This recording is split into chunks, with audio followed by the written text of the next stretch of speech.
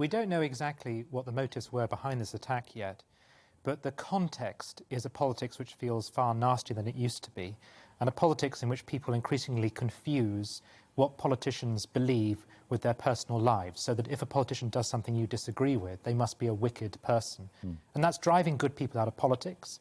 If things become nasty, and especially, obviously, if they turn violent, it means politicians are going to withdraw slightly from the public. And if you go back over the history of the constituency surgery, which dates back to about the turn of the last century, it was the product of a new kind of politics with the expanded franchise, whereby politicians felt in order to represent people, they had to meet them. Even if sometimes you go to constituency surgeries and people bring problems that have got nothing to do with politics. Yeah. But knowing your constituents, how they feel, how they think, how they speak, is critical to you being able to represent them.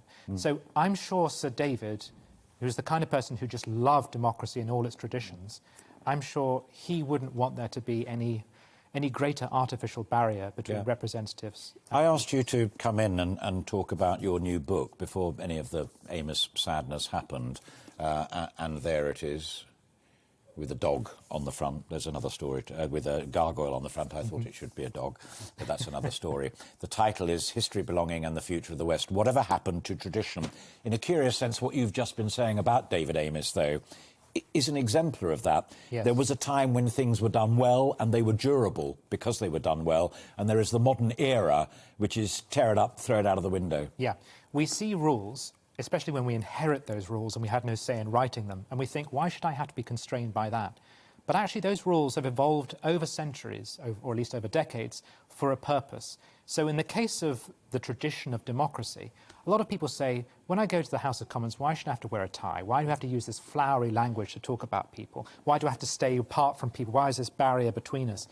Because all this was designed over the decades to maintain civilized debate, so that if you can't just straightforwardly call someone a liar, you have to find a funny way. Designed or evolved? That's quite another important distinction that you address. It can be a bit of both, and just because it's designed doesn't mean it isn't an authentic tradition. Some traditions are indeed invented almost overnight, and when you look back and you discover that, you could think, does that make it inauthentic? Yes. Well, no, because usually it's building upon something that was already there. Yeah. And much of our democracy is really a 19th century invention, or at least the way we do it. Well, actually, the democracy itself, the expansion of the franchise, was never always there, obviously. But it builds upon something else, something longer. Saying the 19th century, I mean, the other thing, one of the other examples that kind of leapt out was that in Japan, of all societies, you know, the cutting edge of high-tech electronics, all the rest of it, and now make more motor cars here in the UK for us than any UK company, what have you. And yet, its head of state and its court... Yes. You would recognise if you leapt into it from 200 years ago. Yes, yes. Although 200 years ago, much of that was invented. And it was a response to change and progress that in the 19th... rather the way that Prince Albert did for Victoria as well, exactly, with Christmas and trees. And societies across the world do it in the 19th century. There's recently been a wonderful exhibition about Iran, and I was touring that at the V&A, and I was just struck by the similarities of themes, that in the 19th century, traditional societies suddenly realised they have to adapt or die. And what many of them do is, at the same time as they embrace new technology like street lighting and railways, they also reinvent the tradition, or the theatre of tradition. So the emperor is elevated into this godlike figure who's the head of the state. So they could say, at the same time as they're obviously changing, they could say, we're also looking back. We're rooting change in the past so that it doesn't unnerve people so much. And huge drama about whether females can inherit the throne now as well is alive and well. You would be amazed if I didn't ask you a question about the Conservative Party in both contexts, because you're moving from a leader writer, one of the great thinkers, as it were, of journalism, you're going to be a parliamentary sketch writer. That's right. Which is I think is one of the great arts, goes right back to Dickens and is to be celebrated. But the Conservative Party has the ability to invent and reinvent itself in pursuit of power whilst remaining a broad church for all comers. Do you recognise, however, the current Conservative Party and the leadership of Boris Johnson? I do. Better so, as a Conservative? Better so than I would have done Margaret Thatcher, who was much closer to 19th century radical liberalism. What Boris Johnson is doing is returning the Conservatives to their Disraelian one-nation roots. And every generation's Conservative Party looks slightly different. You know, you can compare Boris and Thatcher, but also Thatcher looks different to Macmillan. Macmillan looks different to, if you go all the way back to Peel. They all look different because the genius of the Conservative Party, the reason why it survived so long, is its ability to adapt, to advance progress, sometimes more efficiently than socialist parties, while giving the impression to the electorate that nothing has changed at all. And if you just take something like gay marriage, the Conservative Party's embrace of LGBTQ people, growing up in the 1990s, was unimaginable. And now, not only have they embraced that, but David Cameron sold gay marriage as something he was doing because he was a Conservative.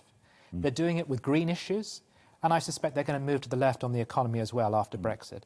Usually it's forced on them. It's rarely by design, and much of the economic policy today is actually a reaction to things that have come up as a consequence of Brexit and coronavirus. But in their genius, their historical genius, they will pretend this was the plan all along, and that Britain is being more like Britain by doing things that 10 years ago were considered inconceivable. Final question on the royal family, and I was talking to Dickie Arbiter, who we both know from his previous role as a courtier in journalism, as it were.